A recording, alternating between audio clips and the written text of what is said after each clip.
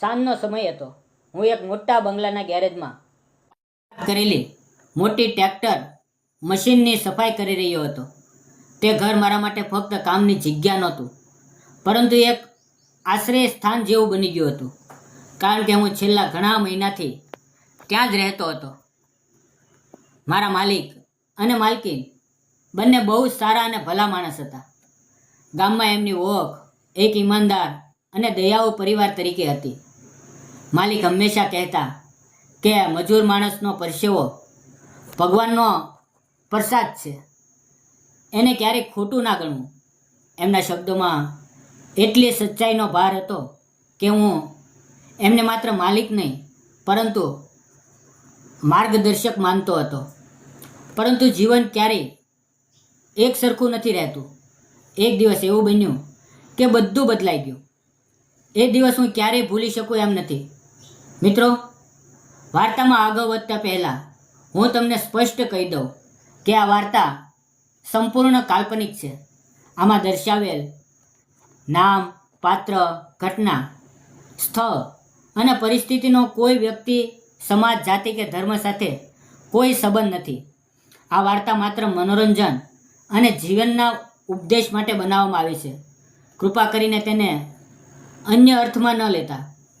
તો મિત્રો, મારું નામ હર્ષ છે. હું 34 વર્ષનો છું. ભણતર મેં BA સુધી કર્યું છે, પણ ઘરની પરિસ્થિતિ એવી હતી કે આગળ અભ્યાસ શક્ય ન રહ્યો. પિતા બીમાર રહેતા અને મા ઘર સંભાળતી. મેં નોકરી માટે ઘણી જગ્યાએ પ્રયત્ન કર્યો. શહેરમાં જઈને ઇન્ટરવ્યૂ આપ્યા, ફોર્મ ભર્યા, પણ ક્યાંય સ્થિર નોકરી મળી નહીં. અંતે મારા એક ઓળખીતા કાકાએ મને કહ્યું કે અહીંયા એક મોટા શેઠને ત્યાં મશીન ઓપરેટર જોઈએ છે. તો ટ્રેક્ટર ચલાવવાનું શીખી જા, તને કામ મળી જશે. મેં હિંમત કરીને કામ શીખી લીધું અને થોડા દિવસ પછી મને ખરેખર નોકરી મળી ગઈ. હવે જે શેઠના ઘરે મને નોકરી મળી એનું નામ હતું શિવરાજસિંહ. ગામના લોકોએ એમને રાવ સાહેબ કહીને બોલાવતા.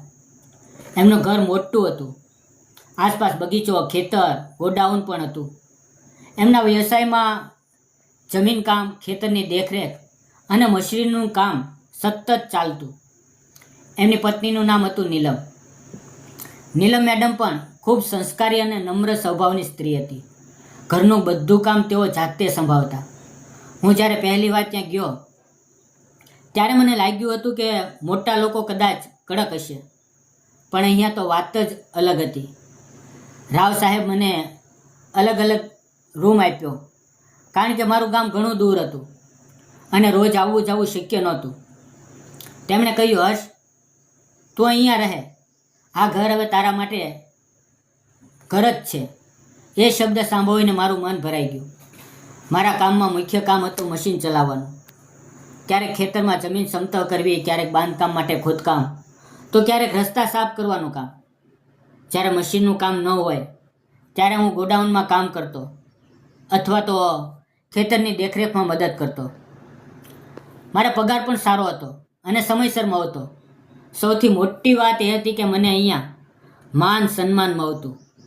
નીલમ મેડમ હંમેશા પોતાના હાથથી ભોજન બનાવતા અને ઘણીવાર મારા માટે પણ ટિફિન મૂકી આપતા. તેઓ મને મજૂર નહીં પણ પરિવારનો એક સભ્ય સમાન સમજતા. ધીમે ધીમે હું આ ઘરના વાતાવરણમાં ભળી ગયો. પણ એક દિવસ બધું બદલાઈ ગયું. એ દિવસે હું મશીન લઈને ગામની બહાર કામ કરી રહ્યો હતો. બપોરનો સમય હતો. અચાનક મારા ફોન પર કોલ આવ્યો. મેં ફોન ઉપાડ્યો તો નીલમ મેડમનો અવાજ ધ્રુજતો હતો. તેઓ રડી રહ્યા હતા. તેમણે કહ્યું, હર્ષ સાહેબને છાતીમાં ભારે દુખાવો થયો છે, તું તરત ઘરે આવી જા. એ શબ્દો સાંભળતા જ મારા પગ નીચેથી જમીન સરકી ગઈ. હું મશીન ત્યાં જ ઊભું રાખીને બાઇક લઈને વિજયની જેમ ઘરે દોડ્યો. ઘરે પહોંચ્યો તો જોયું કે રાવ સાહેબ બેસી પણ શકતા નહોતા. ચહેરો પીળો પડેલો, શ્વાસ ઝડપથી ચાલતો હતો. મેડમ ગભરાયેલા હતા. મેં સમય બગાડ્યા વગર ગાડી કાઢી રાવ સાહેબને ગાડીમાં બેસાડ્યા અને સીધો હોસ્પિટલ તરફ દોડ્યો. રસ્તામાં મારા મનમાં એક જ પ્રાર્થના ચાલતી હતી, હે ભગવાન, આ સારા માણસને બચાવી લો. હોસ્પિટલ પહોંચ્યા પછી ડૉક્ટરોએ તરત સારવાર શરૂ કરી. અમે બહાર રાહ જોઈ રહ્યા હતા. મેડમ સતત રડી રહ્યા હતા. થોડા સમય પછી ડૉક્ટર બહાર આવ્યા અને ધીમેથી કહ્યું, માફ કરશો, અમે બચાવી શક્યા નથી. એ સાંભળતા જ નીલમ મેડમ જમીન પર બેસી ગયા. તેમનું રડવું જોઈને મારી આંખોમાં પણ આંસુ આવી ગયા. આટલો સારો માણસ એક ક્ષણમાં બધું જ છોડી ગયો. ગામમાં શોક છવાઈ ગયો. અંતિમ સંસ્કારમાં આખું ગામ હાજર હતું. દરેકની આંખો ભીની હતી. મેડમ એકદમ તૂટી ગયા હતા. થોડા દિવસ માટે તેઓ પિયર ચાલ્યા ગયા. ઘર હવે સૂનું લાગતું હતું. બંગલો મોટો હતો પણ અંદરથી ખાલી. હું પણ ત્યાં એકલો રહ્યો. રાય સાહેબના ઓળખાણને કારણે કામ ચાલતું રહ્યું, પરંતુ હવે બધું બદલાઈ ગયું. લગભગ 3 મહિના પછી મેડમ પાછા આવ્યા. મેં તેને હિસાબ આપ્યો. જે કમાણી થઈ હતી તે બધું એમના હાથમાં મૂકી દીધું. મેડમ ભાવુક થઈ ગયા અને કહ્યું, હર્ષ, તું ખરેખર ઈમાનદાર છે. જો તારી જગ્યાએ કોઈ બીજું હોત તો કદાચ પૈસામાં ગડબડ કરત. એમના શબ્દો સાંભળીને મને ગર્વ થયો, પણ સાથે દુઃખ પણ કે આ ઘર હવે પહેલાં જેવું નથી. સમય પસાર થતો ગયો. 6-7 મહિના થઈ ગયા. મેડમનું દુઃખ ઓછું થતું નહોતું. તેમની આંખોમાં સતત એક ખાલીપો દેખાતો. ક્યારેક રાત્રે હું સાંભળતો કે તેઓ એકલા બેસીને રડતા. ક્યારેક બગીચામાં એકદમ ચૂપચાપ બેઠા રહેતા. ઘરમાં સંતાન નહોતું. કોઈ પરિવારજનો પણ નજીક નહોતા. હવે આખા ઘરમાં માત્ર હું અને મેડમ જ હતા. મારા મનમાં તેમના માટે ખૂબ આદર હતો. એક દિવસ મેડમ અચાનક બીમાર પડી ગયા. તેમને તાવ આવ્યો. તેનું શરીર નબળું પડી ગયું. હું તરત દવા લાવ્યો. ડૉક્ટરને બોલાવ્યા અને તેમની સંભાળ રાખવા લાગ્યો. હું તેમના માટે ગરમ પાણી, ભોજન અને દવા બધું સમયસર આપતો. એ દિવસોમાં મને લાગ્યું કે મેડમ અંદરથી સંપૂર્ણ રીતે તૂટી ગયા છે. એક સાંજે તેઓ બિસ્તર પર બેઠા બેઠા બોલી ઉઠ્યા, હર્ષ, હવે મારી જિંદગીમાં બચ્યું જ શું છે? પતિ નથી, સંતાન નથી, કોઈ પોતાનું નથી. હું સંપૂર્ણ એકલી છું. તેમના શબ્દો મારા હૃદયમાં ઊંડે ઉતરી ગયા. મેં તેમને ધીમે અવાજમાં કહ્યું, માલકીન, ભગવાને જીવન આપ્યું છે તો જીવવું જોઈએ. મુશ્કેલી મોટી હોય તો પણ આશા છોડવી નહીં. એ સાંભળીને તેણે મારી તરફ જોયું. તેની આંખોમાં આંસુ હતા. તેમણે પૂછ્યું, હર્ષ, તારો પરિવાર? મેં કહ્યું, મારા મા બાપ છે, પણ ગરીબી છે. હું એમનો સહારો આપવા માટે કામ કરું છું. તે થોડા સમય માટે ચૂપ રહ્યા. પછી અચાનક પૂછ્યું, તે હજી સુધી લગ્ન કેમ નથી કર્યા? મેં નમ્રતાથી કહ્યું, મારી સ્થિતિ એવી નથી કે લગ્ન કરી શકું. ઘરનું ભારણ છે, પહેલાં પરિવારની જવાબદારી. મેડમના ચહેરા પર મને મમતા અને ચિંતા દેખાય. તેઓ જાણે મારા માટે કંઈક વિચારવા લાગ્યા. થોડા દિવસ પછી એક સાંજે મેડમે મને કહ્યું, આજે તું નીચે આવીને મારી સાથે જમવા બેસજે. મિત્રો, સામાન્ય રીતે હું મારા રૂમમાં જ ભોજન કરી લેતો, પણ એ દિવસે તેમણે ખાસ કહી દીધું એટલે હું નીચે ગયો. હું જ્યારે ડાઇનિંગ ટેબલ પાસે પહોંચ્યો ત્યારે જોઈને આશ્ચર્યચકિત થઈ ગયો. મેડમે ખાસ મારા માટે પોતાના હાથથી ભોજન બનાવ્યું હતું. ભોજનની સુગંધમાં ઘર ફરી જીવંત લાગતું હતું. અમે બંને સામે સામે બેઠા ખાવા લાગ્યા. પરંતુ સાચું કહું તો એ દિવસે ભોજન કરતાં વધારે અમારા મનમાં વાતો ચાલી રહી હતી. વારંવાર અમારી નજર એકબીજાને સાથે મોવી જતી. મેડમની આંખોમાં મને એકલતા અને દુઃખ સાથે કંઈક બીજું પણ દેખાતું હતું. હું સમજતો નહોતો કે શું છે, પણ મારા દિલમાં અજાણી બેચેની થવા લાગી. ભોજન પછી અમે બંને ઘણો સમય વાતો કરતા રહ્યા. હું એમને હવા હવા શબ્દોમાં હસાવવાનો પ્રયત્ન કરતો. તેઓ પણ થોડીવાર માટે હસ્યા. એ હાસ્ય બહુ સમય પછી તેના ચહેરા પર આવ્યું હતું.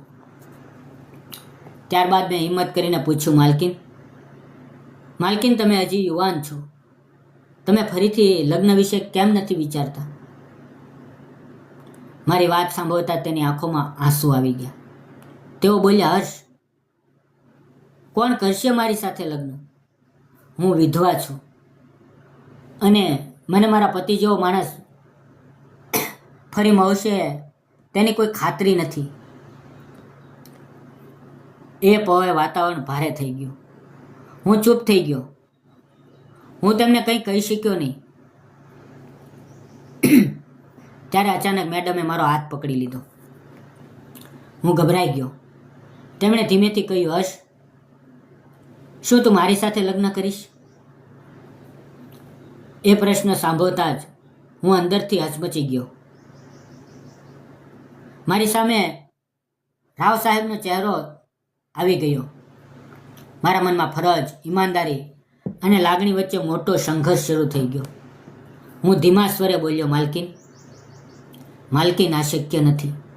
તમારા પતિએ મને કામ આપ્યું. એમનો મારા પર વિશ્વાસ હતો. હવે હું તમારી સાથે આ રીતે હું કેવી રીતે વિચારું? મારી વાત સાંભળતા જ મેડમની આંખોમાં આંસુ આવી ગયા. તેણે કહ્યું, મારા પતિ ગયા પછી જો કોઈએ મારી સાચી ચિંતા કરી છે, મને દુઃખમાં સાથ આપ્યો છે, તો એ ફક્ત તું જ છે. ઘરમાં દરેક વસ્તુ છે, પણ માણસ નથી. મને હવે ફક્ત એક સહારો જોઈએ, એક સાચો સાથ. એ શબ્દો સાંભળીને મારું હૃદય ભીંજાઈ ગયું. મેં પહેલી વાર જોયું અને સમજ્યું કે હું લાંબા સમય સુધી ચૂપ રહ્યો. કે એક સ્ત્રી માટે એકલતા કેટલું મોટું દુઃખ હોય છે. હું લાંબા સમય સુધી ચૂપ રહ્યો. મને લાગ્યું કે હું પણ તેમની વગર હવે એ ઘરનું વાતાવરણ કલ્પી શકતો નથી. મેં તેમની આંખોમાં જે તૂટણ અને પીડા જોઈ રહ્યો હતો, એ મને અંદરથી હલાવી રહી હતી. ધીમે ધીમે સમય પસાર થયો. અમે બંને એકબીજાને સમજવા લાગ્યા. મિત્રો, આ સંબંધમાં કોઈ લાલચ નહોતી, માત્ર એકલતા, સાથ અને માનવતા હતી. પછી અંતે અમે બંનેએ નક્કી કર્યું કે સમાજ શું કહેશે તેની ચિંતા કર્યા વગર સાચું જીવન જીવવું જોઈએ. થોડા સમય પછી અમે કોર્ટ મેરેજ કરી લીધા.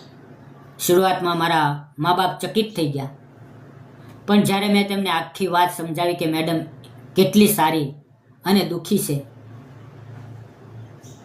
અને તેણે મારી જિંદગી બદલી નાખી છે, ત્યારે મારા માતા પિતાએ પણ આ લગ્નને સ્વીકારી લીધા અને આશીર્વાદ આપ્યા. લગ્ન પછી થોડા દિવસ અમે મારા ઘરે રહ્યા અને પછી પાછા બંગલામાં આવી ગયા. અહીંયા કામ પણ ઘણું હતું. મશીનરીનું કામ વધતું ગયું. હવે ઘર પહેલાંની જેમ ખાલી નહોતું. નીલમના ચહેરા પર હું પહેલીવાર લાંબા સમય પછી સંતોષ અને શાંતિ જોઈ રહ્યો હતો. મને લાગતું હતું કે ભગવાને અમને એકબીજાના જીવનમાં એક કારણથી જ મોકલ્યા છે. સાચું કહું તો જીવનમાં ક્યારે ક્યાં વહી જશે એ કોઈને ખબર નથી. મારા જીવનમાં ગરીબી હતી, સંઘર્ષ હતો અને નિરાશા હતી, પણ ઈમાનદારી અને સત્યના રસ્તે ચાલવાથી મને પરિવાર અને પ્રેમ બંને મળ્યા. મિત્રો, પરિસ્થિતિ કેટલી પણ મુશ્કેલ કેમ ન હોય, ક્યારેય હાર ન માનશો. હંમેશા સત્ય અને ઈમાનદારીથી જીવન જીવજો, કારણ કે અંતે નસીબ સાચું સુખ જરૂર આપે છે. મિત્રો, તમને આ વાર્તા કેવી લાગી? વિડીયો પસંદ આવ્યો હોય તો લાઈક કરો, ચેનલને સબસ્ક્રાઈબ કરો અને જતાં એક નાની એવી કોમેન્ટ જરૂર કરજો. ફરી મળશું આવતીકાલે એક નવા વિડીયોમાં. ત્યાં સુધી આવજો અને વિડીયો પૂરો જોવા બદલ આપ સૌ મિત્રોનો દિલથી ખૂબ ખૂબ ધન્યવાદ. મિત્રો, આવજો.